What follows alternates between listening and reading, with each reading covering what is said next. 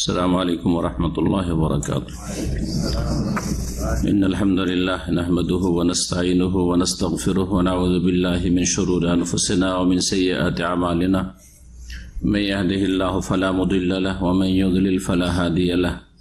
وأشهد أن لا إله إلا الله وحده لا شريك له وأشهد أن محمدا عبده ورسوله صلى الله تعالى عليه وعلى آله وصحبه وسلم تسليما كثيرا. أما بعد فقد قال المؤلف رحمه الله تعالى الغراوان لقب لمسألتين فرضيتين مشهورتين لقبتا به لوضوحهما وضوح الكوكب الأغر وتسميان عمريتين لأن أول من قضى بهما عمر بن الخطاب رضي الله عنه وتسميان أيضا غريبتين لغرابتهما وهما الأبوان مع أحد الزوجين فالأولى زوج وأم وأب والثانية زوجة وأم وأب. আল্লাহ রাব্বুল আলামিনের যাবতীয় প্রশংসা যে মহান আল্লাহ মানুষের পরিত্যক্ত ধন সম্পদের ভাগ বন্টন স্বয়ং নিজেই করেছেন, যাতে করে মানুষ নিজের খেয়াল খুশি ভাগ বন্টন করতে গিয়ে অবিচার না হয়ে যায়। আল্লাহ রাব্বুল আলামিন সবচাইতে বেশি সুবিচারকারী, তার চাইতে বেশি সুবিচারকারী ইনসাফকারী আর কেউ নেই। সালাত এবং সালাম নাযিল হোক মুহাম্মদ রাসূলুল্লাহ সাল্লাল্লাহু আলাইহি সাল্লামের উপর, যিনি এই ফরায়েজের বিষয়গুলি যা কোরআনে কারিমে রয়েছে বিস্তারিত তার হাদিসে বর্ণনা করেছেন। আমাদের ধারাবাহিক আলোচনা প্রতি মঙ্গলবারে এই বছরে 1440 হিজরিতে চলছে ইলমুল ফারায়েজ বা ফিকহুল মাওয়ারিস, ধন সম্পদের ভাগ বন্টন সম্পর্কে। আজকের আলোচনার পর্ব নম্বর হচ্ছে 14। আজকের বিষয়বস্তু হচ্ছে দুটো গুরুত্বপূর্ণ মাসআলা, যে মাসআলার বিশেষ একটি ফারায়েজের ভাষায় নাম রয়েছে। লেখক বলছেন আল গারাওয়ান, ফারায়েজের দুটি মাসআলা হচ্ছে এমন যেগুলি উজ্জ্বল বা সুস্পষ্ট। এই গারাওয়ান শব্দটি দ্বিবচন, মানে তাসনিয়া। গারাউনের তাসনিয়া, গারাউন মানে উজ্জ্বল, আর যখন তাসনিয়া হয়ে গেল তাহলে দুটি উজ্জ্বল বা দুটি সুস্পষ্ট বিষয় বা মাসআলা ফারায়েজের। এই দুটি মাসআলার কয়েকটি নাম রয়েছে। লেখক বলছেন যে এই দুটি মাসআলা যে ফারায়েজের বিষয় এসে থাকে, এই দুটোকে আল গারাওয়ান বলা হয়। লুক্কিবা লি মাসআলাতাইন, এটি হচ্ছে একটি নাম দুটি বিশেষ ফারায়েজের মাসআলার। মাসআলাতাইনে ফারাদিয়াতাইনে, ফারায়েজের দুটি মাসআলার নাম। মাশহুরাতাইনে, দুটো খুব প্রসিদ্ধ মাসআলা, দুটো প্রসিদ্ধ মাসআলা। কেন এই নামকরণ হয়েছে বলছেন লুক্কিবাতা বিহি লিউদুহিহিমা উদুহাল কাওকাবিল আগর। এই দুটো মাসআলাকে গারাওয়ান বলা হয়েছে, যার মানে হয় উজ্জ্বল হওয়া, সুস্পষ্ট হওয়া। এই জন্য এই নামকরণ হয়েছে যে লিউদুহিহিমা, এই দুটো মাসআলা বড়ই সুস্পষ্ট, মানে কোন রকমের এতে জটিলতা নেই। যেমন আকাশের উজ্জ্বল নক্ষত্র, উদুহাল কাওকাবিল আগর। আকাশে তো অনেক তারকা গ্রহ রয়েছে, কিন্তু যেগুলি উজ্জ্বল নক্ষত্র সহজেই দেখা যায়। আকাশ পরিষ্কার থাকলে উজ্জ্বল যেগুলি নক্ষত্র সেগুলি সহজেই দেখা যায়। আগর হচ্ছে মুজাক্কার পুরুষলিঙ্গ, আর গারাউন হচ্ছে মুআন্নাস।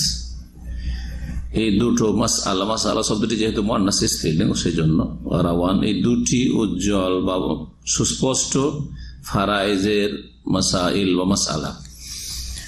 এই দুটোর আরেকটি নাম রয়েছে, ওয়াতুসাম্মায়ানে উমরিয়াতাইনি। এই দুটো মাসআলাকে উমরি মাসালা বলা হয়, উমরি মাসালা বলা হয়।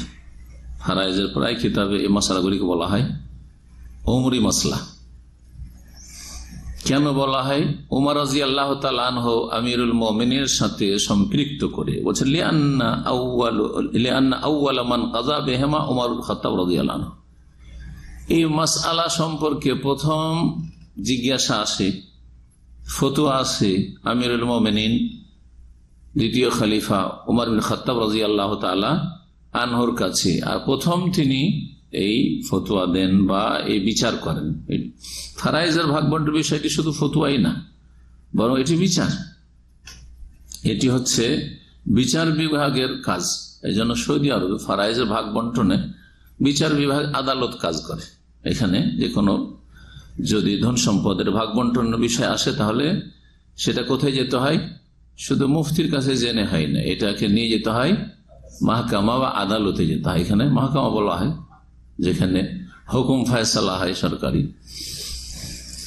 সরকার প্রতিনিধি, শরীয়তের আলেম ওলামা যারা কাজী, এখানকার জজরা দুনিয়া পড়া নয়, দিন পড়া বড় আলেম, তারা ফয়সালা করে থাকেন। তো মাহকামা কোর্টে গিয়ে, এখানে ইসলামিক আদালতে গিয়ে ফয়সালা হয়। কারণ ইসলামী আদালতে যে ফয়সালা করে দিবে সেটা চূড়ান্ত ফয়সালা, সেটা মানতে সব পক্ষ বাধ্য, উপায় নেই, মানতেই হবে। ফতোয়াতে আর আদালতের ফয়সালাতে ফতোয়া আর কাজা, আল ফাতোয়া আল কাজা, আপনারা কিন্তু পার্থক্য বুঝেন। আমাদের কাছে সব রকম মশালা নিয়ে আসে মানুষ, সস্তাতে পাই, বিনা পয়সাতে না, কষ্ট লাগে না, কিছু লাগে না, কত অফিস আদালতে ঘুরতে হয় না, আসলো টেলিফোনটা উঠাইলো দিল একবার, এই ফতোয়া, তাই না? খুব সুবিধা, হাতের নাগালে। আর আজকাল যারা ফতোয়া দিতে আগ্রহী তাদের পেতে তারও অসুবিধা নেই, তারা তো হোয়াটসঅ্যাপের ফতোয়া গ্রুপই খুলে রেখেছে মাশাআল্লাহ, ফেসবুকে ফতোয়া দিচ্ছে, হ্যাঁ, ইন্টারনেটে যতগুলি মাধ্যম রয়েছে সবগুলিতে ফতোয়া দিচ্ছে, ফতোয়া দিতেই তার আগ্রহী মাশাআল্লাহ। কিন্তু আলহামদুলিল্লাহ সবচাইতে বেশি ভয় পাই আমি ফতোয়া দিতে, কারণ এইসব কারো দায়িত্ব নেওয়ার আমার দরকারটা কি? এটা সোজা কথা। এই রিস্ক ঝুঁকি নেওয়ার দরকারটা কি? আমি আমার আমল নিয়ে চিন্তিত, তারপরে আবার পরের ক্ষেত্রে কোন একটা সিদ্ধান্ত দিয়ে যদি ভুল হয়ে যায় তাহলে। সুতরাং ফতোয়ার বিষয়টি চারটি বিষয় না। ফতোয়ার গুরুত্ব সম্পর্কে জন্য কয়েক বছর আগে একটা আলোচনাই করেছিলাম যে হয়তো কিছু মানুষের সংশোধন হবে, তো আল্লাহ জানে কিছু লোকের সংশোধন হলো কিনা, কিন্তু অধিকাংশ লোকের সংশোধন হয় না। ফতোয়া দিতে যারা আগ্রহী তারা মরিয়া হয়ে উঠেছে ফতোয়া দিতে একবারে আজকাল সোশ্যাল মিডিয়াতে। ফাতোয়া যেটাকে বলা হয় আল ফাতোয়া, আর আরেকটা হচ্ছে আল কাজা। কাজা মানে চূড়ান্ত ফয়সালা করা। এই কাজা আমাদের কাজ না, কাজা হচ্ছে কার কাজ? আদালতের কাজ, কাজীর কাজ। আর ফতোয়া হচ্ছে আলেম, তালেব ইলম, যে জানে দিন সম্পর্কে, তার কাজ, ফতোয়া দিতে পারে। পার্থক্য কি? এদিক থেকে একটা পার্থক্য হইল যে ইসলামী শরিয়ার কাজী সে ফতোয়াও দিতে পারে, আবার সে কাজা ফয়সালারও কাজ করতে পারে। কিন্তু আলেম মুফতি কি করতে পারে? ফতোয়া দিতে পারে, কিন্তু কাজা ফয়সালা করতে পারে না। ফয়সালা করার অধিকার তাদের নেই, আলেম ওলামাদের আর মুফতিদের। 2 নম্বর পার্থক্য হচ্ছে যে মুফতির যে ফতোয়া সেটা মানতে মানুষ বাধ্য না।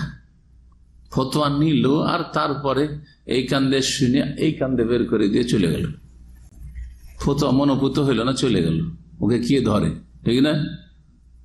বেনামাজি কাফের, ছোট কাফের না বড় কাফের? সাহাবায়ে কেরামদের একজন বড় কাফের, ফতোয়া মানি না, ওখান থেকে বলে চলে গেল, অসুবিধা কি ওর? কে ওকে ধরবে? কথা বোঝা গেছে না? জি, এটা হালাল, এটা হারাম, ডিরেকশন হারাম, ডেস্টিনি হারাম, বোঝা গেছে? ব্যাংকের সুদ বা পাবলিক সুদ, সব সুদই হারাম। ফতোয়া এটা, এই ফতোয়া অল্প কিছু লোক মানে, অধিকাংশ লোক মানে না, যারা হারাম খায় তারা। তাহলে আলেমের ফতোয়া মানার ক্ষেত্রে মানুষ স্বাধীন, ওকে ধরার কিছু নেই, ইচ্ছা হইলে মানলো, না হইলে না মানলো। কিন্তু কাজীর কাজা, আদালতের ফয়সালা, ইচ্ছা হইলে মানলো, না হইলে মানলো না, চলবে? হ্যাঁ, সরকার মানিয়ে ছাড়ে, ঠিক আছে না? এবং সেটা কোনো জুলুম না, সরকার মীমাংসা করতে চায় দুইজনের মাঝে, সরকার যেটা মীমাংসা করবে সেটা মানতে বাধ্য। আর বাহ্যিক যে দেখে, বাহ্যিক সাক্ষী প্রমাণ ইত্যাদি দলিল প্রমাণ দেখে ফয়সালা করবে। আসলে ভিতরে কি আছে না আছে সে তার বিপরীত হয়ে যেতে পারে। একটা বেঈমানও দুটো সাক্ষী হয়তো নিয়ে চলে এসছে, এখন কাজীর করার কি আছে? ও তো আর গায়েব জানে না, ও তো সাক্ষী দেখে না ফয়সালা করবে। একজন আলেম যে কাজী, সে গায়েব জানে না। আর যে আসল হকদার তার কাছে কোনো দলিল প্রমাণ নেই, তার কথা প্রকাশ করতে পারছে না যেটা আমার ন্যায্য অধিকার, ঠিক না?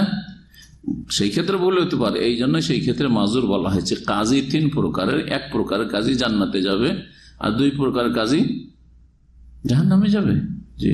তারপরে কাজী মুজতাহিদ, মুজতাহিদ যদি ইজতিহাদ করে সঠিক সিদ্ধান্ত উপনীত হয় তো দ্বিগুণ সওয়াব পাবে, আর যদি ভুল করে তো একগুণ সওয়াব পাবে। বাহ্যিক যেটুকু দলিল প্রমাণ দেখে নবী করিম সাল্লাল্লাহু আলাইহি ওয়াসাল্লাম কথা বলেছেন যে দেখো তোমরা কিন্তু আপোষে ঝগড়া বিবাদের ক্ষেত্রে আমার কাছে ফয়সালা নিয়ে আসছো, আর আমি বাহ্যিক যেটা দলিল প্রমাণ দেখছি, সাক্ষী প্রমাণ, তা দিয়ে আমি বাহ্যিক অবস্থা দেখে ফয়সালা করছি। নবী সাল্লাল্লাহু আলাইহি ওয়াসাল্লামের কাছেও কোন কাজা বিচার সালিসের ক্ষেত্রে অর্থাৎ আদালতের বিষয়গুলির ক্ষেত্রে ফয়সালা আসার সাথে সাথে ওই হতো না যে এভাবে তুমি ফয়সালা করো না, কোরআন সুন্নাতে যেভাবে আছে ওইভাবে আল বাইয়িনাতু আলাল মুদ্দাই ওয়াল ইয়ামিনু আলা মান আনকার, যে ব্যক্তি দাবিদার হবে তাকে সাক্ষী নিয়ে আসতে হবে, আর যে বলছে না আমি এই কাজ করিনি, হ্যাঁ, সে কসম করে মুক্ত হয়ে যাবে। এটা হচ্ছে শরীয়তের বিধান। এর আলোকে ফয়সালা করবেন। জি।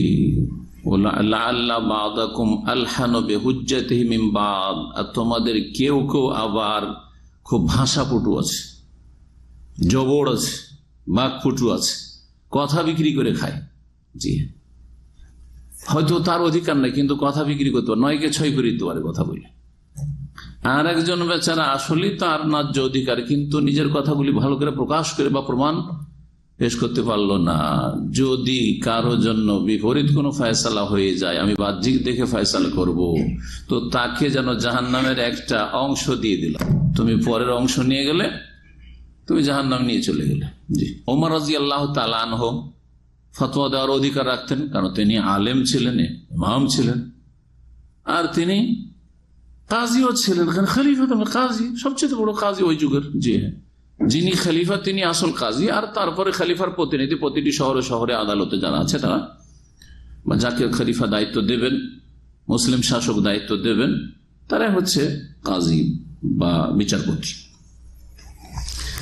আজকে বুঝতে পারলেন যে ফতোয়াতে আর কিসে কাজাতে পার্থক্য। এই জন্য তালাকের মাসালা আমাদের কাছে আসে না।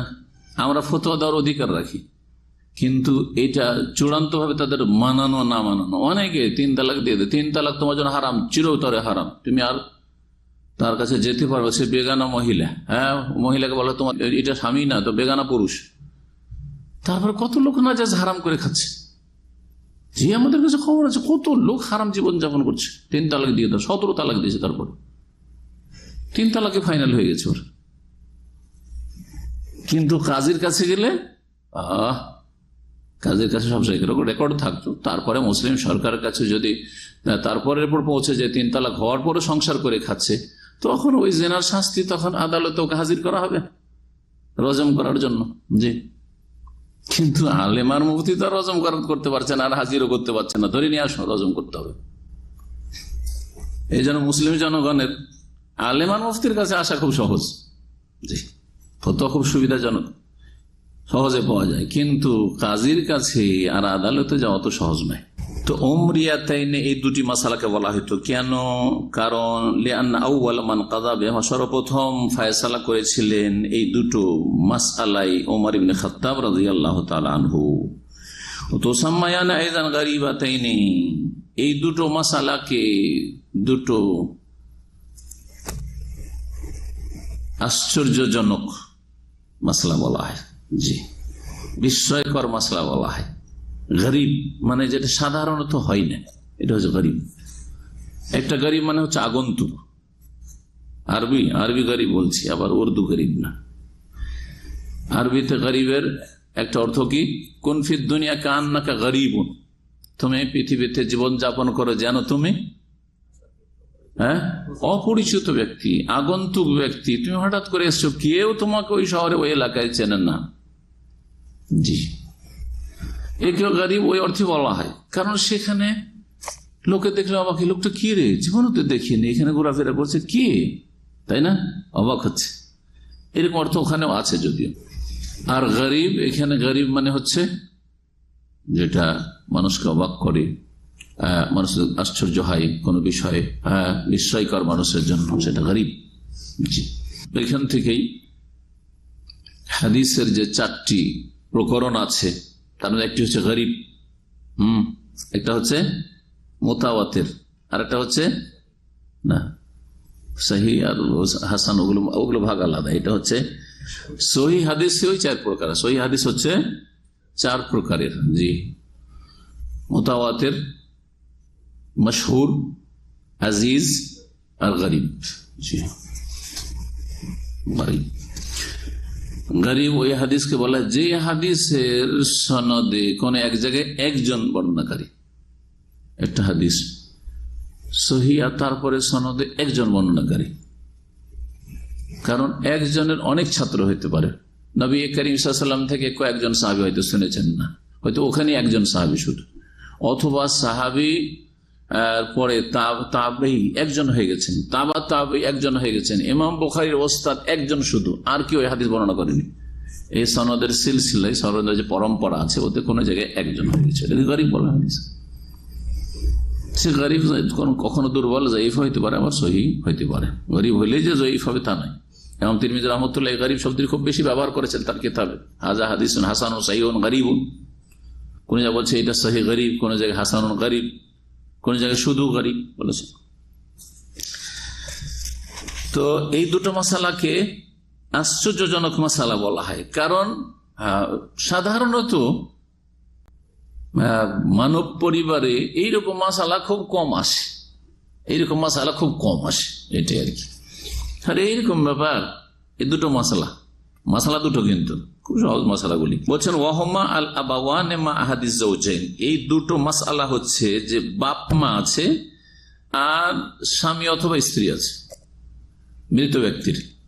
এমন মৃত ব্যক্তি যার কি আছে, মাতা পিতা আছে আর স্বামী অথবা স্ত্রী আছে। মৃত ব্যক্তি যদি পুরুষ হয় তাহলে এই মাসালায় কি হবে, তার স্ত্রী আছে আর বাবা মা আছে। মৃত ব্যক্তি যদি মহিলা হয় তাহলে তার স্বামী আছে আর বাবা মা আছে। অনেকে আছে বিবাহিত, ঠিক না, বিবাহিত ছেলে মেয়ে নেই, গেল, আর আছে কে, বাপ মা আছে, স্ত্রী এই বিয়ে করেছে মাত্র, হয়তো স্ত্রী আছে বা দীর্ঘ সময় হয়েছে কিন্তু অনেকে ছেলে মেয়ে হয়নি, স্ত্রী আছে আর বাপ মা আছে, আর কেউ নাই।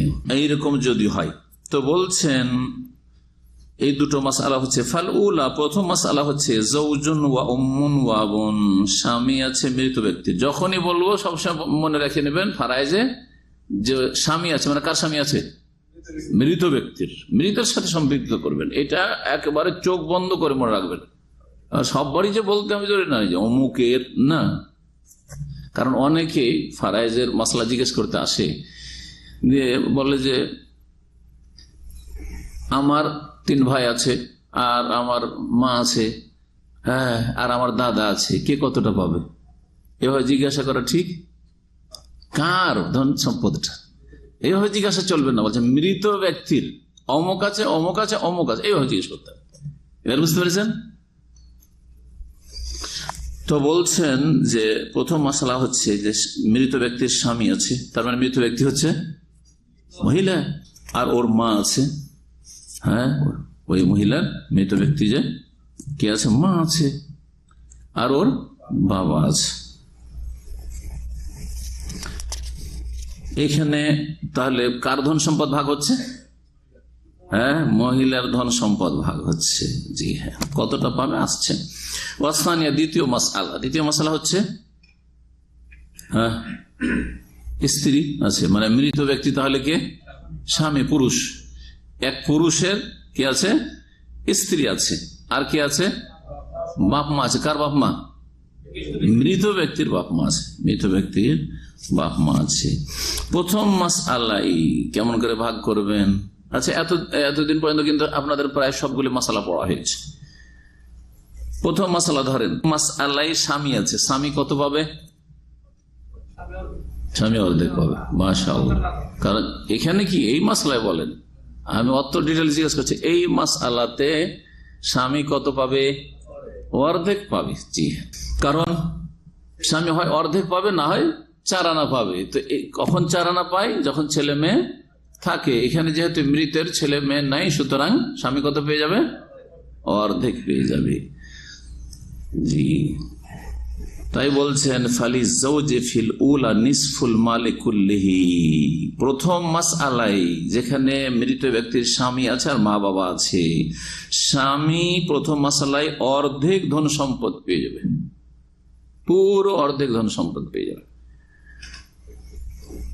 ঠিক আছে না? ওয়ালি যাওজাতে ফিস সানিয়া রুবুল মাল কুল্লিহি। আর দ্বিতীয় মাসআলার আগে স্বামী স্ত্রীর ভাগটা দেখেন। এখানে মৃতকে স্বামী, স্বামী যখন মারা গেছে আর ওর স্ত্রী আছে, মা বাবা আছে, তো স্ত্রী কত পাবে? যেহেতু স্বামীর ছেলে মেয়ে নেই, তাহলে স্ত্রী কত পাবে?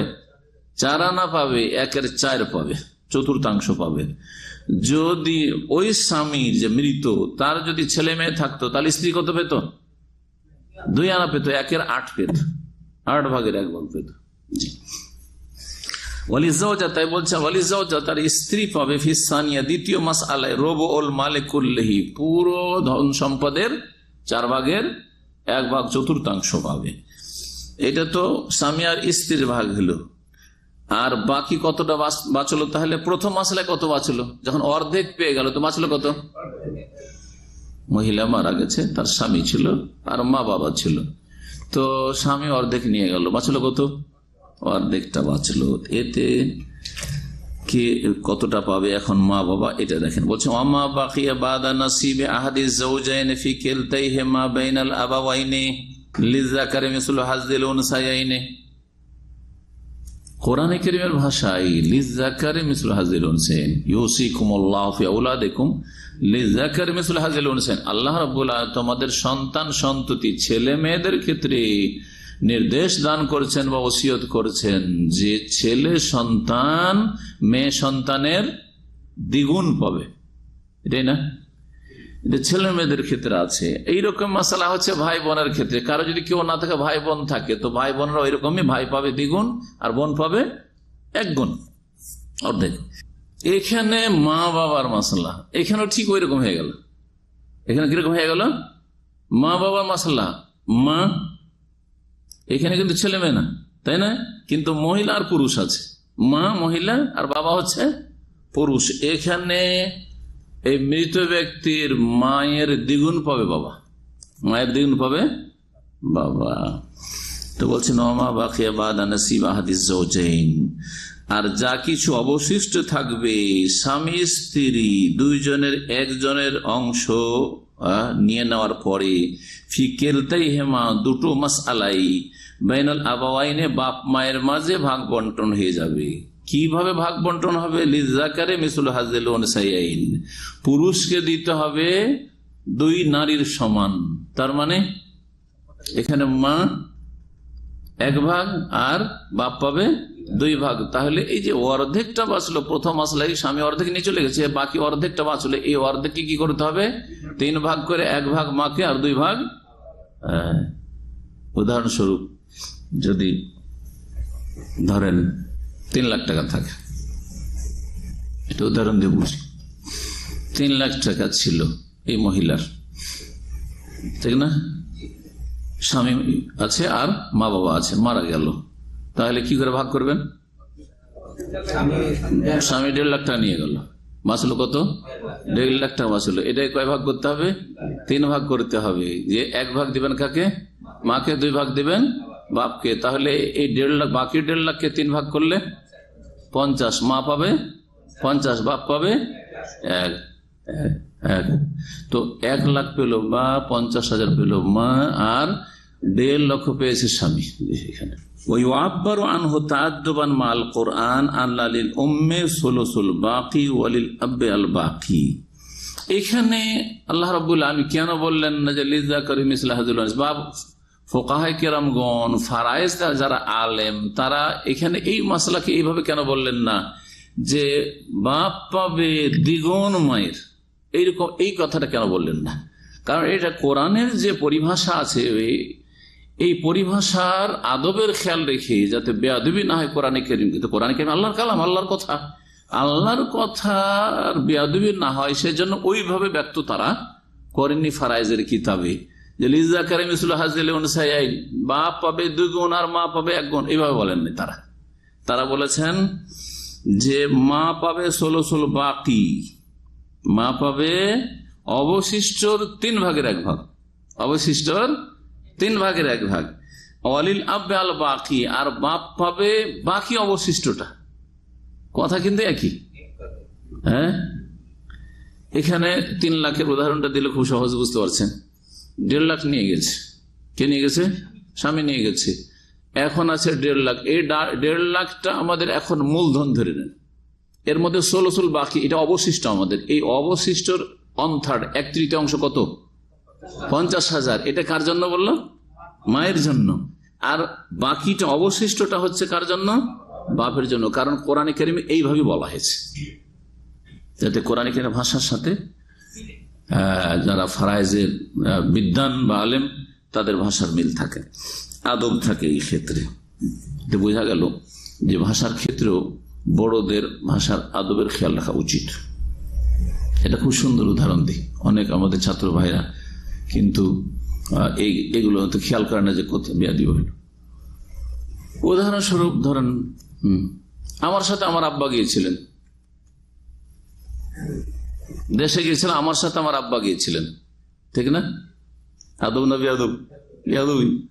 কিন্তু যদি বলে আব্বার সাথে আমি গেছিলাম, বুঝতে পারলেন? আব্বার সাথে আমি গেছিলাম, শেখের সাথে আমি গিয়েছিলাম, আমার সাথে শেখ গেছিলেন রিয়াদ। কথা তো একই, কথা তো একই। জি, আমার শ্বশুর সাহেব একজন আলেম ছিলেন, ভালো, একযোগে বুখারী পড়িয়েছেন রাহিমাহুল্লাহ। তো তিনি বলতেন যে বাবা, কথাতে আদব আছে, কথাতে বেয়াদবি আছে। কথা মানুষকে খুশি করে দেয়, আর কথা মানুষকে অসন্তুষ্ট করে দেয়। মাকে যদি মা বলে ডাকেন তোর মনটা ভরে যাবে, যতবার মা বলবেন কিভাবে ওর মনটা ভরে যাবে। ছেলে আমাকে মা বলছে, যাদের ছেলে মেয়েরা মা বলে না, বাপ বলে না, বাপ মাকে কত যে কষ্ট, সবচেয়ে বড়, যতই ভালো খাওয়াই না কেন। অনেক বেয়াদব ছেলে আছে বা গোঁড়া ছেলে আছে, ও লজ্জা পায়, অথবা ওর স্বভাব হয়ে গেছে ছোট থেকে মা বাবাকে মা বাবা না বলে এমনিতে কথা বললে কি খবর, কেমন কেমন আছো ইত্যাদি, বাবা মা একবার বলবে না। জানেন এরকম লোক আছে দুনিয়াতে, অনেক আছে, অনেক আছে। বদ অভ্যাস হয়ে গেছে, শান্তি পায় না বাপ মা। কিন্তু যে তুই আমাকে সম্বোধন করছিস, তোর ভাই না, তোর চাচা না, তোর মামা না, তোর কে আমি, তুই বাপ বলিস না, মা বলিস না, ঠিক না? জি, মাকে মা বললে, বাপকে আব্বা বললে কত খুশি হয়। কিন্তু মাকে যদি কেউ বলে যে আমার বাপের স্ত্রী, উনি আমার বাপের স্ত্রী, কথাটাকে ভুল। বাস্তবতা সত্য যে বাপের স্ত্রী তো মা হয়, বাপের স্ত্রী না হলে মাই কি করে হবে, ঠিক না? কথা ঠিক, কিন্তু আপনার বলাতে মা কত কষ্ট পাবে। জীবনে কথা বলবেন আপনার সাথে যদি বলেন এটা আমার বাপের স্ত্রী, কিন্তু ইনি আমার মা যদি বলেন একেবারে খুশি হয়ে যায়, ঠিক না? ওই রকম বাপকে যদি কেউ বলে যে উনি আমার মায়ের স্বামী, জুতা খেতে হয়, ঠিক না? তো এর নাম হচ্ছে আদব আর বেয়াদব। এগুলো আমাদেরকে সাধারণ জ্ঞানে, কমন সেন্সে কিছু শিখে নিতে হবে। শুধু এক দুটি ক্ষেত্র না, এরকম বহু ক্ষেত্র রয়েছে। অনেকে কিন্তু বলে, বড়কে বলছে যে উনি আমার সাথে এসেছিলেন। যেমন দেখা সাক্ষাতের ক্ষেত্রে মজার কথা একটা মনে পড়লো। দেখা সাক্ষাতের ক্ষেত্রে ধরেন মক্কা গিয়েছেন আপনিও, আর মক্কা গেছেন আর একজন শেখ, আপনিও শেখ উনিও শেখ, কিন্তু কে কার সাথে দেখা করলো হোটেলে? দুইজনের মাঝামাঝি দেখা করবে নাকি? কারো একজনের হোটেলে দেখা হইলো, হয়তো ওই শেখের হোটেলে গিয়ে দেখা হলো না, এই শেখের হোটেলে দেখা হইলো। উনি আমার সাথে দেখা সাক্ষাৎ করতে এসেছিলেন, অথবা উনি আমাদের আমির সাহেবের সাথে সাক্ষাৎ এসেছিলেন। ছোট করলেন না, আপনার ভাষাতে ছোট করলেন আপনি। এই ভাষাগুলি কিন্তু আমাদের ভাইরা অনেকে ব্যবহার করে থাকে। জি, আর বিশেষ করে যেখানে বড় ছোটর বিষয় আছে বা মানহানির বিষয় আছে, খেয়াল রাখতে হবে এই বিষয়। এই ধরনের উদাহরণ অনেক সময় আসে। তারপরে যে যাকে বেশি ভালোবাসে ওকে একটু সিনিয়র করতে চায়, সুতরাং ওনার সাথে উনি দেখা করতে এসছেন, এই ভাষাগুলি ব্যক্ত করে কিন্তু এইভাবে। জি হ্যাঁ, জি হ্যাঁ। জেদ্দায় গিয়ে ধরেন পৌঁছিলেন, আর ওখানে আমাদের শেখেরা আছেন, যেদিন আমাদের শেখের সাথে অমুক শেখ দেখা করতে এসেছিলেন। জি, খেয়াল রাখা উচিত এগুলোর ক্ষেত্রে। মাসালা, তাই না? কোরআনের সাথে আদব হচ্ছে যে আমরা এখানে মা বাবার ক্ষেত্রে বলবো না যে মায়ের দ্বিগুণ বাবার জন্য বা বাপের অর্ধেক হচ্ছে মায়ের জন্য, এরকম না বলবে। এভাবে বলেছেন কোরআন যেহেতু রয়েছে ষোলসুল বাকি, মায়ের জন্য অবশিষ্ট সম্পদের 1/3 আর বাকি যতটুকু থাকবে সেটা হচ্ছে বাবার জন্য। কারণ বাবা ফারাইজের ভাষায় সাহেবে ফারাজ, তার জন্য আল্লাহ রাব্বুল আলামিন পরিমাণও নির্ধারিত করেছেন এবং তাকে আসাবাও করেছেন। সুতরাং যা কিছু বাকি বকিয়া থাকবে সব নিতে পারবে বাবা। উদাহরণস্বরূপ কোন এক ছেলে বা মেয়ে যদি মারা যায়, যতই ধন সম্পদ থাক না কেন, সেই ছেলে মেয়ের কেউ নেই, শুধু বাবা আছে, তাহলে সব ধন সম্পদ নিতে পারবে বাবা, সবকিছুর মালিক বাবা। কেউ নেই যেহেতু কাছের, দূরের গুলো পাবে না, বাইরে আছে পাবে না, বাপ আছে। বাপ যখন মারা যাবে আবার ভাগ করো, সেটা আলাদা কথা, কিন্তু এখন বাপ আছে তখন তোমরা ভাইরা পাবে না। পক্ষান্তরে মা না, মায়ের জন্য পরিমাণ নির্ধারিত আছে, ওর বেশি পাবেন না। সুদুস, সুলুস না ষোলসুল বাকি, 3টা অবস্থা আছে কোরআন ভাষায়। সুদুস 6/1, আর না হলে ষোলস মানে 3/1 সর্ব ঊর্ধ্বে, আর আরেকটা হচ্ছে মাঝামাঝি ষোলসুল বাকি, অন্যের কারণ নিয়ে যেটা বাকি থাকলো সেটার হচ্ছে, হ্যাঁ, যেটা অবশিষ্ট ধন থাকলো তার হচ্ছে 1/3 ষোলস মানে 1/3। যেমন এ মাসলাই স্বামী কি নিল, অর্ধেক নিল, তারপরে যে ধন সম্পদ থাকলো সেইটা হচ্ছে বাকি, বাকি মানে অবশিষ্ট। এই অবশিষ্ট ধন সম্পদের ষোলস 1/3 পাচ্ছে এখানে মা। জি, তাহলে মায়ের অবস্থাটা আপনারা এখন আজকে আরো স্পষ্ট করে জানলে যে মায়ের 3 অবস্থার 4র্থ কোন অবস্থা নেই। জি হ্যাঁ, ফাতাখুযুল উম্মু ফিল উলা সুদুসুন ওয়া সুদুসু জামিউল মাল ওয়া ফিস সানিয়াতি রুবু জামিউল মাল। বলছেন যে প্রথম মাসআলায় মা কত পাবে? পুরো ধন সম্পদের 6ষ্টাংশ পাবে, 6/1 পাবে। আর দ্বিতীয় মাসআলায় রুবু জামিউল মাল, পুরো ধন সম্পদের 1/4 পাবে, 4/1 পাবে। এখন এগুলো যে যত বেশি ভগ্নাংশ বুঝে সে তত তাড়াতাড়ি বুঝতে পারবে, আর না হলে একটু গভীর ভাবে ঠান্ডা মেজাজে দীর্ঘক্ষণ চিন্তা করে বুঝতে পারবে। প্রথম মশলাটা দিয়ে বুঝার চেষ্টা করেন সহজে। প্রথম মশলা কি ছিল? মৃত হচ্ছে মহিলা, কাকে ছেড়ে গেছে?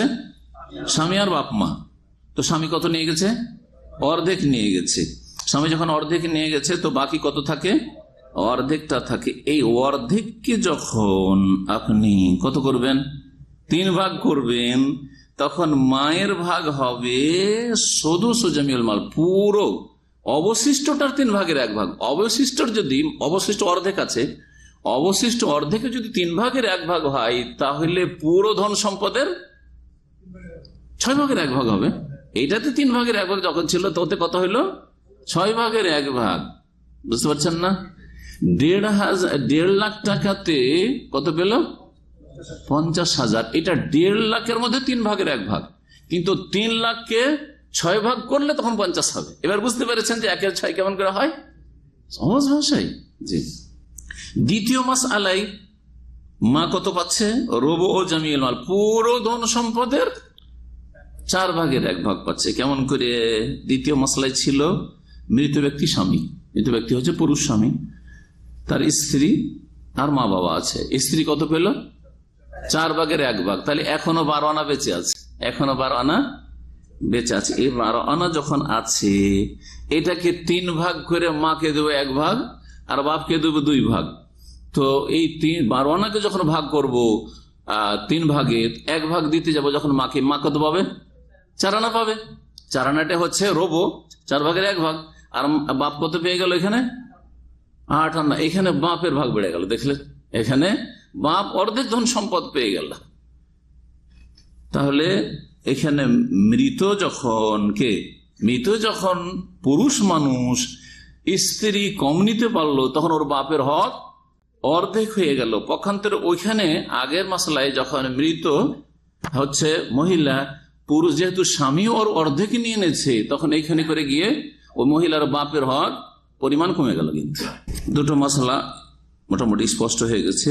এখন বাপ মায়ের ধন সম্পদে কতটা ভাগ রয়েছে কোরআনের আলোকে বুঝাচ্ছেন লেখক। বলছে মিরাসুল আবাওয়াইনি ফিল কোরআনিল কারীম, কোরআনে কারীমে মাতা পিতার ধন সম্পদে ভাগ। মিরাস মানে পরিত্যক্ত ধনে ভাগ। আবাওয়াইন বলা হয়েছে, আবাওয়াইন মানে হচ্ছে আবুন এক বাপ, আর আবাওয়াইন মানে 2 বাপ। তো 2 বাপ তো কারো হয় না, বাপ তো একটাই হয়, বাপ জন্মদাতা বাপ একটা হয়। তো এখানে মাতা পিতাকে কি বলা হয়েছে? আবাওয়াইন বলা হয়েছে। যেমন ওয়ালেদাইন, ওয়াবিল ওয়ালিদাইন ইহসানা, ওয়ালেদ মানে জনক, এখানে মুজাক্কার শব্দ রয়েছে, বাপ হওয়া চাই, কিন্তু ওয়ালেদাইন মানে মাতা পিতা। ওয়ালেদাইন মানে কি? মাতা পিতা। এখানে পিতার দিকটাকে বা পুরুষের দিকটাকে নারীর ওপর কি করা হয়েছে? প্রাধান্য দিয়ে তাসনিয়া দ্বিবচন একসাথে মাতা পিতাকে বর্ণনা করা হয়েছে। আরবি ভাষাটা ঠিক এইরকম, আরবি ভাষায়। এখন আবুন ওমুন কথা লম্বা হয়ে যাচ্ছে, বাপ মা কথা লম্বা হয়ে যাচ্ছে না, কিন্তু বলে দেন আবাওয়াইন, ঠিক না? আবাওয়াইন মানে বাপ মা, ওয়ালাইন মানে বাপ মা। উম্মাইন বললে চলবে না। এখন বাপকে মা বানিয়ে দেবেন এটা চলবে না, কিন্তু মাকে জনক ওয়ালেদাইন করা যেতে পারে, ওতে ঢুকানো যেতে পারে। এটা একটা সম্মানের দিক, এটা একটা সম্মানের দিক। জি হ্যাঁ। তো বলছেন যে কোরআনে কারীমে আল্লাহ ইরশাদ করেছেন, ক্বাল আল্লাহু তাআলা ওয়ালি আবাওয়াইহি লিকুল্লি ওয়াহিদিন মিনহুমাস সুদুসু মিম্মা তারাক ইন কানা লাহু ওয়ালাদ ফাইন লাম ইয়াকুন লাহু ওয়ালাদুন ওয়া ওয়ারিসাহু আবাওয়াহু ফালিউম্মিহিস সুলুস ফাইন কানা লাহু ইখওয়াতুন ফালিউম্মিহিস সুদুস। সূরা নিসার আয়াত নম্বর 11। আল্লাহ রাব্বুল মাতা পিতা সম্পর্কে কি বলছেন? বাপ মা কত পাবে? বলছে লিকুল্লি ওয়াহিদিন মিনহুমাস সুদুস মিম্মা তারাক, মৃত ব্যক্তি যা কিছু ছেড়েছে, মানে মৃত ব্যক্তির পরিত্যক্ত ধন হতে উভয়ের প্রত্যেকে, উভয়ের মানে মাতা পিতার প্রত্যেকে পাবে কত? as-sudus। সদস্য মানে 6 ভাগের 1 ভাগ, ষষ্ঠাংশ। সিত্তাতুন থেকে সদস্য শব্দটি এসছে, সিত্তাতুন থেকে। সিত্তা মানে 6 আর সদস্য মানে ষষ্ঠাংশ, 6 ভাগের 1 ভাগ। কখন 6 ভাগের 1 ভাগ? তাহলে এখানে কিন্তু আমরা সবচেয়ে কম ভাগটা এখানে আমরা কোরআনে দেখতে পাচ্ছি। এই অবস্থায় মা বাবা ছেলে মেয়ের ধন সম্পদে 6 ভাগের 1 ভাগ পাবে। কখন? বলছেন ইনকান আল্লাহু ওয়ালাদুন, মৃত ব্যক্তির যদি সন্তান সন্ততি থাকে। মৃত ব্যক্তির ছেলে মেয়ে আছে, ছেলে মেয়ের বেশি দরকার না? বাবা মাকে কেন কম করে দেওয়া হলো? বড় হিকমত আছে। বাবা মা তো দুনিয়া থেকে এখন বিদায় নিচ্ছে, বেশি নিয়ে করবেটা কি? কিন্তু এই ছেলে মেয়েগুলো এখন নাবালক অথবা সাবালক, এদের দীর্ঘ সময় আছে, এদের পরিবার আছে, এদের ছেলে মেয়ে আছে, এদের ভবিষ্যৎ আছে, বোঝা গেছে কিনা? সুতরাং এদের বেশি দরকার। তখন বাপ মায়ের হককে আল্লাহ কমিয়ে দিলেন, যে ছেলে মেয়ে যেহেতু আছে বাপ মা পাবে ছেলে মেয়ের ধন সম্পদে, কিন্তু 6 ভাগের 1 ভাগ পাবে। একটা অবস্থা হয়ে গেল। ফাইনলাম এখন লাহু ওয়ালাদ, যদি মৃত ব্যক্তির ছেলে মেয়ে না থাকে, মৃত ব্যক্তির ছেলে মেয়ে নেই, ওয়ারিসাহু আবাওয়াহু, আর মৃত ব্যক্তির উত্তরাধিকারী শুধু হচ্ছে বাপ মা। আবাওয়াহু দ্বিবচন, বাপ মা এখানে বলা হয়েছে, বাপ মাই শুধু ওয়ারিস। তাহলে একজন লোক মারা গেল আর ওর কে আছে? শুধু বাপ মা আছে। ফলে উম্মিহিস সুলুস, মা সর্বঊর্ধ্ব কত পাবে? সুলুস, 3 ভাগের 1 ভাগ। একটু আগে বললাম কিন্তু সবচেয়ে বেশি সম্পদ এটা মা পাবে, সেটা হচ্ছে পুরো ধন সম্পদের 3 ভাগের 1 ভাগ। আর একটি অবশিষ্ট ধনের 3 ভাগের 1 ভাগ, আর একটা হচ্ছে 6 ভাগের 1 ভাগ। 3টা অবস্থা। 6 ভাগের 1 ভাগটা প্রথমে বয়ান করে দিল যখন ছেলে মেয়ে থাকবে মৃত ব্যক্তির, আর পুরো ধন সম্পদের কি পাবে? 3/1 পাবে। জি হ্যাঁ, ফালে উম্মিহি সুলুস। ফাইন কানা লাহু ইখওয়াতুন ফালে উম্মিহি সুদুস। আর একটা অবস্থা আল্লাহ বলছেন, মায়ের ভাগ কমিয়ে দিবে ভাই, মৃত ব্যক্তির ভাই বোনেরা থাকলে, কিন্তু বাপের হক কমাইতে পারবে না। জি, বাপের হক কমাইতে পারবেন। এটা আরেকটা মাসালা বলছেন। ফাইন কানা লাহু ইখওয়াতুন, মৃত ব্যক্তির যদি ভাই বোনেরা থাকে, মৃত ব্যক্তির কি আছে? ভাই বোন আছে আর মা আছে, বোঝা গেছে কিনা? ফলে উম্মিহি সুদুস, তো মা কত পাবে? 1/6 পাবে। মায়ের হক আবার নেমে চলে আসলো। যেমন ছেলে মেয়ে থাকলে কত পাচ্ছিল? ছেলে মেয়ে থাকলেও 6/1 পাচ্ছিল। ঠিক তেমনি ভাই বোনেরা যেহেতু আছে, তখন কি পেয়ে গেল? মা 6/1। শোনেন, এখানেও হেকমত আছে। জি হ্যাঁ, মা যদি বেশি করে পেয়ে যেত, আর ভাইরাকে একবার বঞ্চিত, বাপ যদি থাকে তো ভাইরা কিন্তু, ভাই বোনেরা বঞ্চিত পাবে না। জি, পক্ষান্তরে মা আছে, ভাই বোনেরা পাচ্ছে। কেন? কারণ যদি এখানে ভাই বোনেরা না পায়, তাহলে মা বেশি করে পাবে। মা যদি বেশি করে পায়, তো এই বংশের ধন সম্পদ শুধু এখানে থাকবে না, বরং মায়ের বাবা মা থাকলে পেয়ে যাবে, বা মায়ের বাবা মা না থাকলে মায়ের ভাইয়েরা আছে, তারা পেয়ে যাবে। বুঝা গেছে কিনা? অথচ এদের প্রয়োজন, এরা এই বংশের লোক। তো আল্লাহ রাব্বুল তাহলে আরেকটা মাসলা বলছেন, ফাইন কানা লাহু ইখওয়াতুন, যদি মৃত ব্যক্তির ভাই বোনেরা থাকে তো মা পাবে 1/6। সূরা নিসা। ওয়া তাবায়ান মিনাল আয়াতিল কারিমা আন্না মিরাসাল আবাওয়াইনি কাল আতি।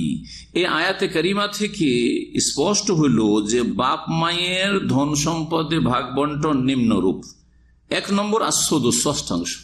মা বাবা কত পাবে? 6/1। লিকুল্লি মিনহুমা, মায়েরও 6/1 আর বাপেরও 6/1। ইনদা উজুদিল ফারইল ওয়ারিস লিল মাইয়িত, যখন মৃত ব্যক্তির শাখা উত্তরাধিকারী পাওয়া যাবে। এর আগে সব ব্যাখ্যা করা আছে। শাখা উত্তরাধিকারী মানে কি? ছেলে সন্তান শুধু। যাকার যদি বলতাম তো ছেলে সন্তান বলতেন। শাখা ওয়ারিস মানে ছেলে মেয়ে, ছেলেও এবং মেয়েও শাখা ওয়ারিস, শাখা উত্তরাধিকারী। তো যদি দেখা যায় যে মৃত ব্যক্তি কি আছে, ছেলে অথবা মেয়ে আছে, তো ছেলে মেয়ের বেশি দরকার। হ্যাঁ, আর তারপরে ছেলে মেয়ে বাপ মায়ের চেয়ে বেশি কাছের। বাপ মা মর্যাদার দিক থেকে বড়, কিন্তু ধন সম্পদ বা ব্যয় বহন, ধন সম্পদ পাওয়ার ক্ষেত্রে বা ব্যয় বহনের ক্ষেত্রে কে বেশি কাছের? আগে কার উপর খরচ করতে হবে? নবী করিম সাল্লাল্লাহু আলাইহি ওয়াসাল্লাম আগে তোমার উপর খরচ করো, আগে নিজে খেয়ে বাঁচতে হবে। অল্প পয়সা আছে, যারা বিদেশে চাকরি করছেন তাদের ক্ষেত্রে হাদিস খুব ফিট। প্রবাসে এসছেন, মাত্র 300-400 টাকা বেতন এখন। এটা দেখুন, কোনো মাস চলছে আপনার। হয় যদি দেশে টাকা পাঠাইতে হয় তো আপনাকে না খেয়ে থাকতে হবে, আর না হলে আপনি খেলে দেশে টাকা পাঠাইতে পারছেন না, কি করবেন? আগে আপনি খাবেন দাবেন, তবে টেলিফোনে এত খরচ করিয়েন না। জি, ইন্টারনেট আমাকে ফ্যাসিলিটি রাখতে হবে, এইসব করিয়েন না। এগুলো হচ্ছে অতিরিক্ত বাড়তি খরচ, জরুরিয়াত যেটা বলছি, মানুষের বুনিয়াদি বেসিক খরচগুলি। এটা করার পরে আপনার খাওয়া দাওয়া, বাসস্থানের ব্যবস্থা রাখার পরে আলা নাফসিক আনফিক আলা নাফসিক। একজন সাহেব বলছেন আমার কাছে ইয়া রাসূলুল্লাহ 1 দিরহাম আছে, বলছে তুমি নিজের উপর খরচ করো। আর একটা আছে, তখন বলতো তোমার পরিবার, স্ত্রী ছেলে মেয়ের উপর খরচ করো, কারণ স্ত্রী আর ছেলে মেয়ের ব্যয় বহন করা ফারজে আইন তোমার উপর, তোমাকে দিতে হবে, তোমার স্ত্রী ছেলে মেয়েকে, তোমার বাবা ভাইয়ের উপর খরচ না। আর বিয়ে করে নিয়ে এসে তোমার স্ত্রীকে, ওই তোমার স্ত্রীর বাবা ভাইয়ের ওদেরও ফরজ না, কারণ তুমি স্বামী আছো।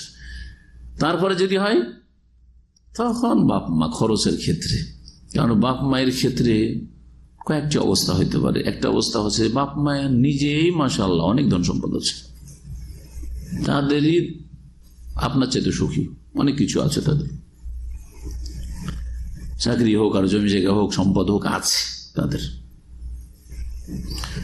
আর যদি না থাকে তো আপনার 5 ভাই আছেন, সুতরাং আপনার যেমন দায়িত্ব আছে আপনার ভাইগুলোর দায়িত্ব আছে। হ্যাঁ, যখন দেখবেন সবগুলি হচ্ছে এগুলো বেদিন আর ভাইয়েরা কোনো দায়িত্ব বহন করে না, তখন আপনার ফরজ হবে, তখন আপনার ফরজ হবে পুরোপুরি। জি, তো এই জন্য আর কি, তো এইখানে কি করা হয়েছে যে 6/1 পাবেন যখন মৃত ব্যক্তির কি আছে, শাখা উত্তরাধিকারী মানে ছেলে মেয়ে আছে।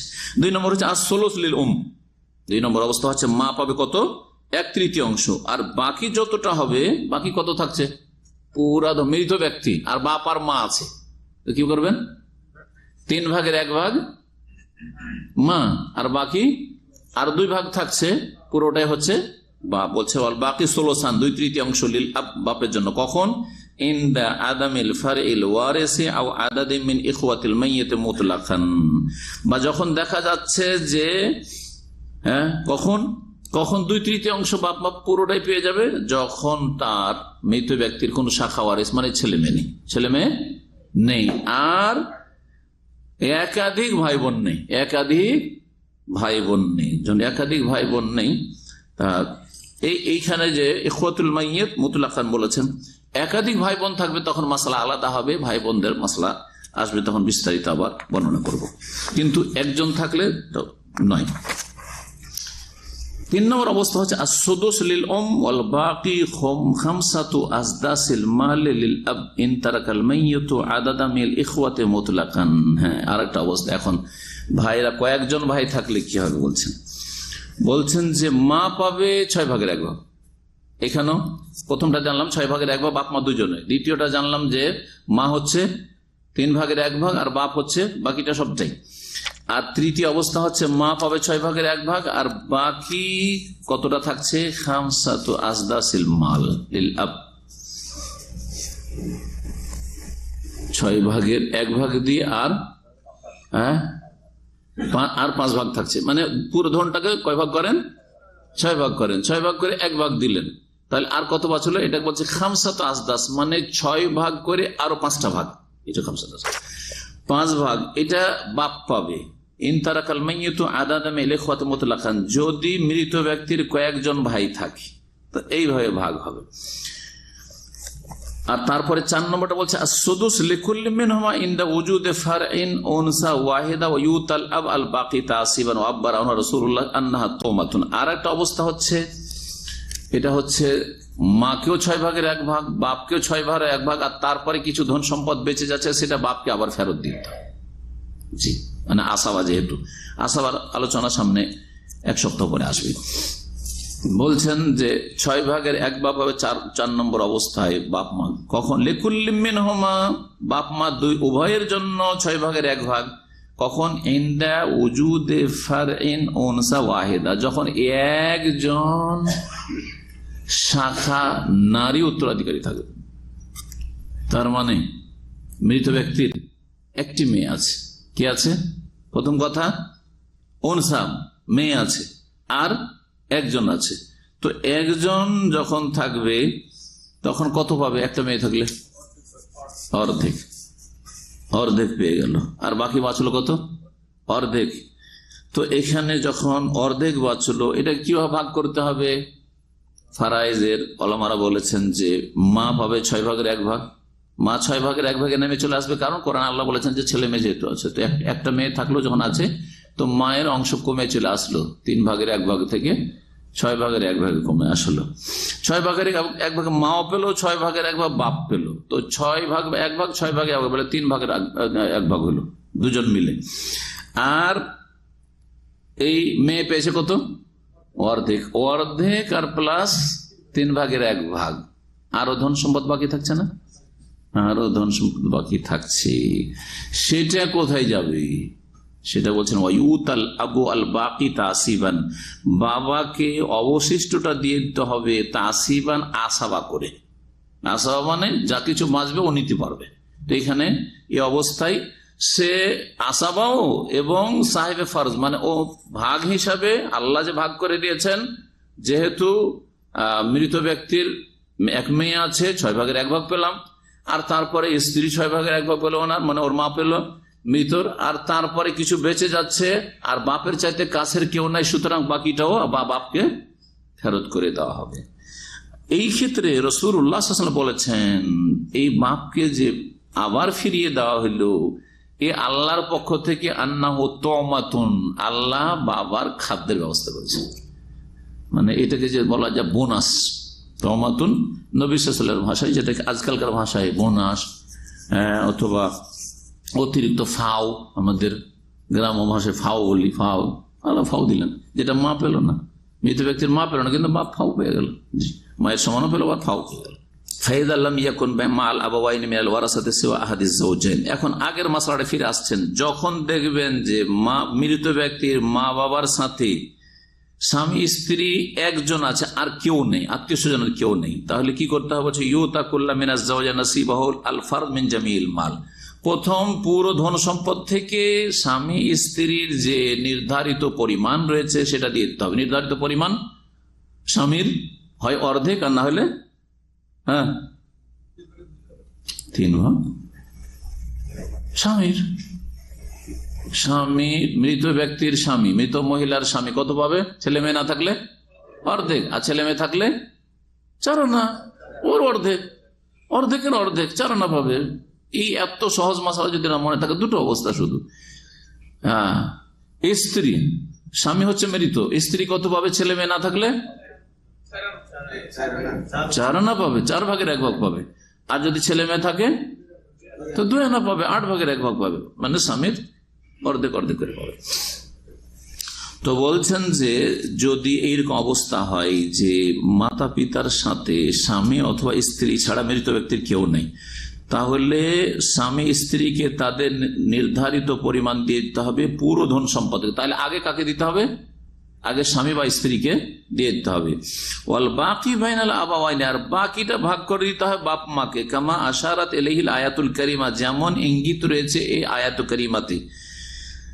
ফামালান বিকাউলিহি তাআলা, সুতরাং আল্লাহ রাব্বুল আলামিনের বাণীর উপর আমল করে ফেলে উম্মিহি সুলুস, মাকে 1/3 তুতাল উম্মু সুলুস মা ওয়ারিসাল আবাওয়ান, মাকে 1/3 দেবেন, বাপ মা যতটুকু ওয়ারিস হচ্ছে, বাপ মা যতটুকু ভাগ পাচ্ছে তার 3 ভাগের 1 ভাগ, এটা হচ্ছে সুলুসুল বাকি। তাহলে 1/3 প্রয়োগ 2 ক্ষেত্রে, একটা হচ্ছে পুরো ধন সম্পদের 1/3, আর একটা হচ্ছে অবশিষ্ট ধন সম্পদের 1/3। কি বুঝলেন? একটু আগে বললাম না, 3 লাখ টাকার উদাহরণ। 3 লাখে 3 ভাগের 1 ভাগ কত? 1 লাখ। এটা পুরো ধন সম্পদের 3 ভাগের 1 ভাগ, অবশিষ্ট পুরো ধন সম্পদের। আর যখন স্বামীকে, মহিলা মারা গেছে, স্বামীকে অর্ধেক দিয়ে দিলাম, অবশিষ্ট হচ্ছে 1.5 লাখ, এর 16 বাকি, মানে অবশিষ্ট 1.5 লাখের 1/3 কি? 50,000। তো তাই বলছেন যে মা 3 ভাগের 1 ভাগই পাচ্ছে, কিন্তু 3 ভাগের 1 ভাগটা 2 রকম। একটা হচ্ছে পুরো ধন সম্পদের 3 ভাগের 1 ভাগ, আর একটা হচ্ছে অবশিষ্ট ধনের 3 ভাগের 1 ভাগ। তো এখানে যে গারাওয়ানের যে মশালা রয়েছে, এতে মা কত পাচ্ছে? 3 ভাগের 1 ভাগ পাচ্ছে। ফলে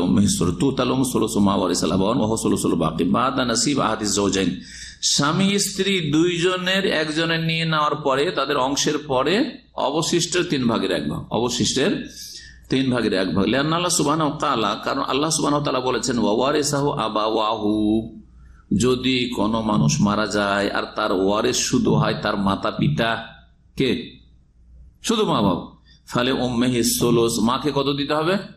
3 ভাগের 1 ভাগ। আল্লাহ এই কথা বলেননি যে পুরো ধনের সুলুস, আর এটাও বলেননি যে অবশিষ্টর সুলুস। এই জন্য দুটোই অবস্থায়, কোন অবস্থাতে পুরো ধন সম্পদের 1/3, আর আরেকটা অবস্থায় অবশিষ্ট ধনের 3 ভাগের 1 ভাগ। হাযা হুয়া রাজি ইনদা জমহুরিস সাহাবাতি ওয়াত তাবিঈন লাহুম বিইহসানিন ওয়া ইনদা আইম্মাতিল উম্মাতিল আ'লাম রাদিয়াল্লাহু আনহুম আজমাইন। বলছে এটি হচ্ছে প্রাধান্যযোগ্য ফতোয়া বা ফয়সালা অধিকাংশ সাহাবায়ে কেরামদের নিকট। তাহলে বোঝা গেল এই মাসালায় দ্বিমত ছিল সাহাবায়ে কেরামদের মধ্যে। ওয়াত তাবিঈন লাহুম, আর যারা সাহাবায়ে কেরামদের অনুসারী তাবেঈন, নিষ্ঠার সাথে যারা অনুসরণ করেছেন। নিষ্ঠার সাথে অনুসরণ কথাটি কেন কোরআনে কারীমে বলা হয়েছে? সাহাবায়ে কেরামদের তাবেঈন, তারা বেইহসানি, নিষ্ঠার সাথে কেন বলা হয়েছে বলতে পারেন? তার মানে এর বিপরীত কিছু আছে, নিশ্চয় এর বিপরীত কিছু আছে, এটা বুঝতে হবে নাকি? সাহাবায়ে কেরামদেরকে আল্লাহ সার্টিফিকেট দিয়েছেন কোরআনে কারীমে, সাহাবায়ে কেরামদের আল্লাহ প্রশংসা করেছেন, মুহাজিরিন আনসার রাদিয়াল্লাহু আনহুম। কিন্তু তাবেঈনদের ক্ষেত্রে, সাহাবায়ে কেরামদের ক্ষেত্রে ইহসানের শর্ত লাগান নাই, কারণ সবারই ইহসান ছিল, সবাই নিষ্ঠাবান ছিলেন, সবাইকে আল্লাহ ভালো সার্টিফিকেট, জান্নাতের সার্টিফিকেট দিয়ে দিচ্ছেন সাহাবায়ে কেরাম মানে। কিন্তু তাবেঈনদের ক্ষেত্রে আর যারা সাহাবায়ে কেরামদের অনুসরণ করলো বেইহসান, নিষ্ঠার সাথে, ইহসান সহকারে, সদ ব্যবহারের সাথে, সদাচরণের সাথে। ইহসান মানে যে মানি করেন না কেন, ইহসান মানে নিষ্ঠা হয়, ইহসান মানে সদ্ব্যবহার হয়, সদাচরণ হয়। জি, এই জন্য শর্ত লাগানো হয়েছে যে তাবেঈনদের যুগে ফিতনা শুরু হয়ে গেছে, বিদআতের ফিতনা শুরু হয়েছিল। তাবেঈনদের মধ্যে খারিজি ছিল না? হ্যাঁ, খারিজি ছিল। খারিজি ফিতনা যখন বেরোলো, আলী রাদিয়াল্লাহু তাআলা আনহুর দল থেকে বেরিয়ে গেল সিফিনে। তারপরে আলী রাদিয়াল্লাহু তাআলা আনহু সম্পর্কে অতিরঞ্জন বাড়াবাড়ি করে রাফেজি শিয়া হইল না? তাহলে তাবেঈন, সাহাবায়ে কেরাম বেঁচে ছিলেন, কিন্তু তাবেঈন এরাও তো তাবেঈন ছিল। এই রাফেজি শিয়া গুলো ওই যুগের প্রথম যুগের শিয়া রাফেজি আর প্রথম যুগের যারা খারেজি, ওরা তো হাজার হাজার সাহাবায়ে কেরামকে দেখেছে, দেখে নাই? হ্যাঁ, তো এদেরকে কি বলবেন যে এরা নিষ্ঠার সাথে সাহাবায়ে কেরামের অনুসারী ছিল, না খারাপ আচরণের সাথে তারা অনুসরণ করেছে? এই খারেজিরা আলী রাদিয়াল্লাহু তাআলা, মুআবিয়ার সাথে রাদিয়াল্লাহু আনহু, তাদের সাথে ভালো আচরণ করেছে না খারাপ আচরণ করেছে? খারাপ আচরণ করেছে। খারেজির অস্ত্র ধারণ করেছে সাহাবায়ে কেরামদের বিরুদ্ধে, মুসলিমদের বিরুদ্ধে, মুসলিম খুন করেছে। সুতরাং তারা ভালো আচরণ করেনি। এই দুয়াতে আর আল্লাহ যে তাদের রাজি হয়ে গেছেন, আর তারাও আল্লাহর কাছে রাজি, নিয়ামত পেয়ে রাজি হবে, এই অসৎগুলো রাফেজি আর খারেজি এরা সামিল হবে না, কারণ এরা বিদআতি সেই যুগের। বুঝতে পেরেছেন?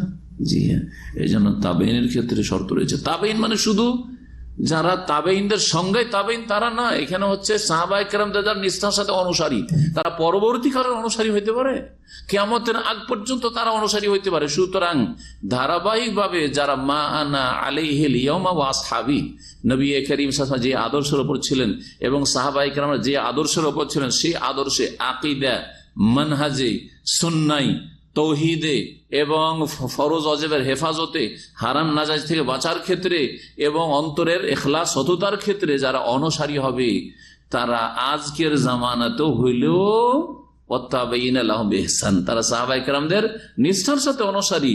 কিয়ামতের আগে পর্যন্ত যদি দাজ্জালের যুগও আসে আর তারা মুখলিসিন হয়, সাহাবায়ে কেরামদের নিষ্ঠার সাথে অনুসারী হয়, তাহলে এই আয়াতের অন্তর্ভুক্ত, এই দুয়ার অন্তর্ভুক্ত রাদিয়াল্লাহু আনহুম ওয়া রাযু আনহুম। এটা হচ্ছে সহিহ আকীদার গুরুত্ব, এটা হচ্ছে সহিহ আকীদার অনুসারীদের ফজিলত, এটাই হচ্ছে সহিহ আকীদা এবং মানহাজ আর সুন্নাহর অনুসারী যারা শিরক বিদআত মুক্ত দল, সেই দলের ফজিলত যা কোরআনে কারীমে আল্লাহ বর্ণনা করেছেন। কিন্তু যতই বাহ্যিক আমল খুব সুন্দর দেখতে লাগুক না কেন, আর যতই পরিমাণ বেশি হোক না কেন, বিদআতি আমল, বিদআতি আকীদা, বিদআতি তরিকা আর বিদআতি কথাবার্তা, সাহাবায়ে কেরামদের সাথে তাদের আদর্শের কোনো মিল নেই। তারা তাবেঈনা লাহুম বিইহসান না, খারাপ আচরণ করলো, তাদের পথ ছেড়ে দিয়ে অন্যদের পথ ধরেছে, আহলে বিদআতের পথ ধরেছে।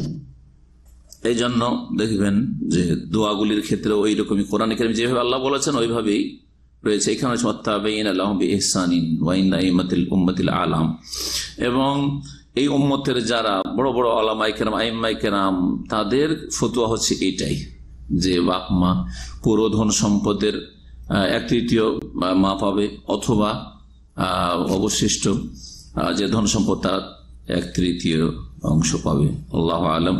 ওয়া সাল্লাল্লাহু আলা নবিয়িনা মুহাম্মদ ওয়া আলা আলিহি ওয়া সাহবিহি আজমাইন।